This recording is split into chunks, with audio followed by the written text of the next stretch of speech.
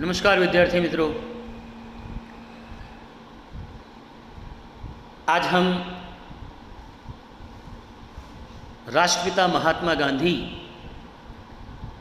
की आत्मकथा जो गुजराती में लिखी गई है सत्यना प्रयोग, उस आत्मकथा का एक अंश हम इस पाठ के अंतर्गत पढ़ने वाले हैं, जिसका शीर्षक है चार्ल्स टाउन से जोहानिसबर्ग। इस आत्मकथा के अंश में हमें विदेशी गोरों के द्वारा हिंदुस्तानियों पर जो अमानवीय व्यवहार होता था, उस व्यवहार का पता चलेगा। जिस वक्त की घटना है, उस तत्कालीन परिस्थिति में भारतीयों की जो परिस्थिति थी वो बड़ी ही खराब थी। गोरे और काले लोगों का जो आंदोलन था, उस आंदोलन के बारे में हमको पता है। दक्षिण अफ्रीका में जाकर के जो हिंदुस्तानियों के अधिकार और स्वाभिमान के लिए गांधी जी लड़े थे, उसके बारे में हम लोग जानते हैं। तो यहाँ इस आत्मकथा में चार्ल्स टाउन से जोहानिसबर्ग की जो गांधी जी ने यात्रा की थी, उस यात्रा के दौरान जो उन पर अमानवीय व्यवहार किया गया था, उस व्यवहार का यहाँ परिचय दिया गया है। उस व्यवहार के घटना को निरूपण यहाँ पर किया गया है, उनके अनुभव का यहाँ पर निरूपण किया गया है। और जिसके लिए हमें खेद है, उस समय तत्कालीन परिस्थिति की बात अगर पढ़ते हैं, जिस वक्त ये आत्मकथा का अंश लिखा गया था, या फिर ये घटना जिस वक्त घटी थी, वहाँ भारतीयों की परिस्थिति कुछ ज़्यादा अच्छी नहीं थी। और उसी का वर्णन जो है इस आत्मकथा के अंश में गांधी जी के द्वारा किया गया है, जहाँ उन्होंने अपना अनुभव बताया। तो घटना है चार्ल्स टाउन से जोहानिसबर्ग की यात्रा की, जहाँ उनके साथ जो व्यवहार किया गया था गोरों के द्वारा, उसकी बात यहाँ पर गांधी जी ने हमारे सामने रखी है, जिससे हमें समझना है कि ट्रेन सुबह चार्ल्स टाउन पहुँचती थी। उन दिनों चार्ल्स टाउन से जोहानिसबर्ग पहुँचने के लिए ट्रेन नहीं थी, घोड़ों की सिक्रम थी। सिक्रम शायद आप लोगों ने फिल्मों में कहीं देखी हो, घोड़ों की बग्गी आपने देखी है, लेकिन सिक्रम नहीं देखी। सिक्रम बंद होती है, बंद बॉडी की, जिसको हम कहते हैं, और बग्गी जो होती है वो खुली होती है, चलती घोड़े से। घोड़ों की सिक्रम थी और बीच में एक रात स्टैंड में रुकना पड़ता था। चार्ल्स टाउन से जोहानिसबर्ग पहुंचने के लिए एक रात कहाँ रुकना पड़ता था, प्रश्न आता है। तो स्टैंड रुकना पड़ता था। मेरे पास सिक्रम का टिकट था, मेरे एक दिन देर से पहुंचने के कारण वो टिकट रद्द नहीं होता था। इसके सिवाय अब्दुल्ला सेठ ने सिक्रम वाले के नाम चार्ल्स टाउन के पते पर तार कर दिया था कि टिकट जो है वो एक दिन बाद हम लोग उपयोग में लेंगे, पर उससे बहाना खोजना था विदेशियों को। इसलिए मुझे निरा अजनबी समझ करके उसने कहा कि आपका टिकट रद्द हो चुका है। तो गांधी जी का टिकट जो है वो कैंसिल हो गया है, ऐसी बात उन्होंने की। लेकिन गांधी जी ने समझाना चाहा, लेकिन वो नहीं समझा। कहते हैं कि टिकट रद्द होने का कारण जो था वो कुछ और था, कोई गोरे काले वाली बात। यात्री सब सिक्रम के अंदर बैठते थे, लेकिन मैं तो कुली की गिनती में था।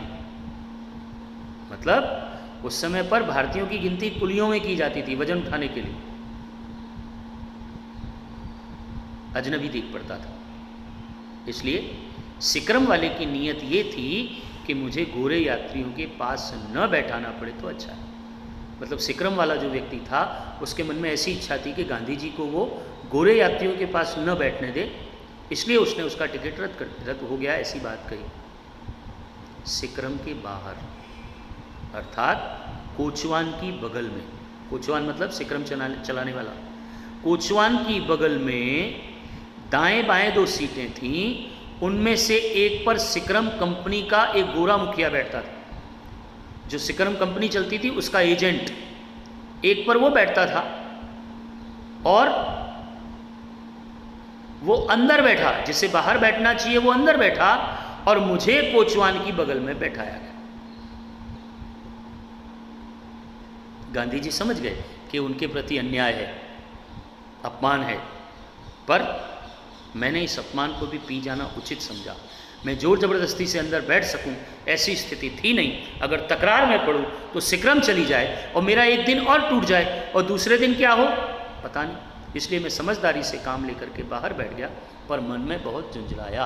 अर्थात गांधी जी के पास टिकट था सिक्रम का, उनको अंदर बैठना था, फिर भी उनको बाहर बिठाया गया। ये अन्याय, ये अपमान।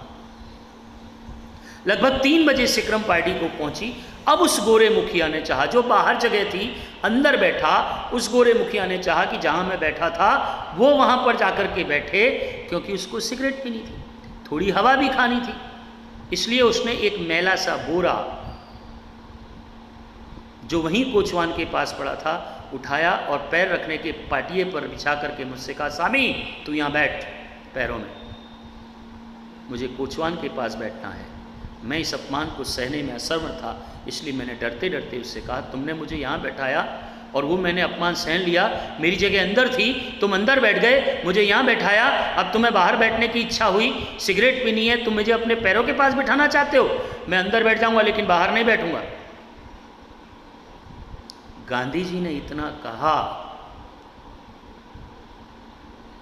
मैं मुश्किल से इतना कह पाया था कि मुझ पर तमाचों की वर्षा होने लगी। उस गोरे ने गांधी जी को मारना शुरू कर दिया। वो गोरा मेरी बांह पकड़ करके नीचे खींचने लगा गिराने के लिए। तो वहीं बैठक के पास पीतल के सींगचे कड़ी थी, उसको जोर से गांधी जी ने पकड़ लिया। बैठक के पास पीतल के सींगचे थे, मैंने भूत की तरह उन्हें पकड़ लिया और निश्चय किया कि कलाई चाहे उखड़ जाए पर सींगचे नहीं छोड़ूंगा। मुझ पर जो बीत रही थी उसे अंदर बैठे हुए यात्री देख रहे थे। वो गोरा मुझे गाली दे रहा था, खींच रहा था, मार रहा था, पर मैं चुप था, क्योंकि वो बलवान था और मैं बलहीन।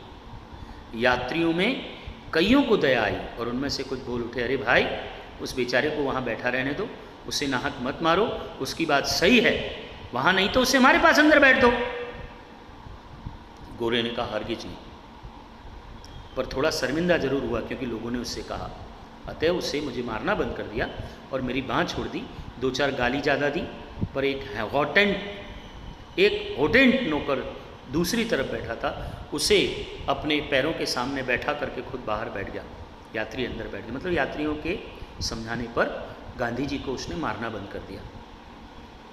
यात्री अंदर बैठे, सीटी बजी, सिक्रम चली, मेरी छाती जोर से धड़क रही थी, डर लग रहा था, मुझे शंका हो रही थी कि मैं जिंदा पहुंचूंगा या नहीं, क्योंकि वो गोरा मेरी तरफ बराबर घूर रहा था, उंगली दिखा करके बड़बड़ा रहा था, बोले याद रख, चल स्टैंड चल, तब मुझे मजा चखाता हूँ तुझे। मैं चुपचाप बैठा और भगवान से अपनी रक्षा की प्रार्थना करता, हे भगवान मुझे बचाओ।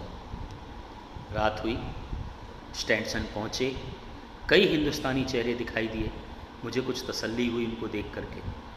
और नीचे उतरते ही हिंदुस्तानी भाइयों ने कहा, हम आपको ईसा सेठ की दुकान पर ले जाने के लिए ही खड़े हैं। हमें दादा अब्दुल्ला का तार मिला था, मैं बहुत खुश हुआ, मतलब अपने लोग मिल गए, मार खाने से बच गए। और उनके साथ सेठ ईसा हाजी सुमार की दुकान पर पहुंचा। सेठ और उनके मुनीम गुमास्तों ने मुझे चारों तरफ से घेर लिया और मैंने अपनी सारी बात उनको बताई। बड़े दुखी हुए और कड़वे अनुभवों का वर्णन करके उन्होंने मुझे आश्वस्त किया कि हाँ ऐसा ही होता है।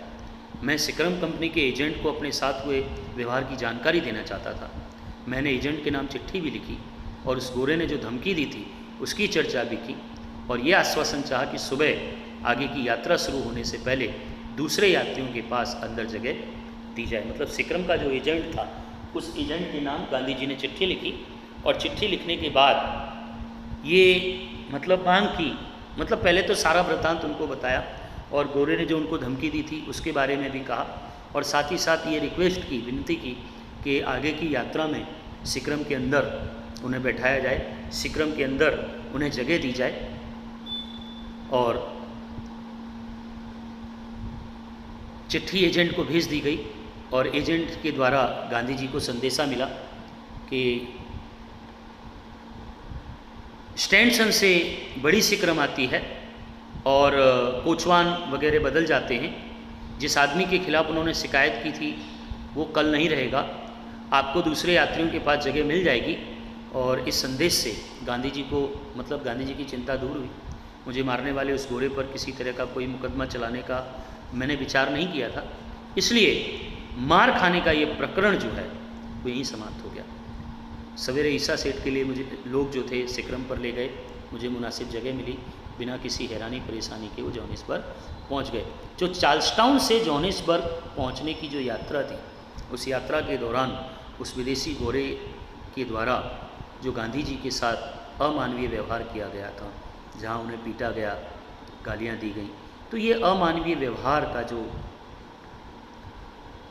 वर्णन है, जो घटना है, यहाँ गांधी जी ने हमारे सामने रखी है। अन्य काव्य और पाठ की तरह यहाँ पर आप लोग देख सकते हैं, वैकल्पिक प्रश्नों के नीचे, उत्तरों के नीचे मैंने अंडरलाइन कर दी है, आप लोग देख जाइएगा।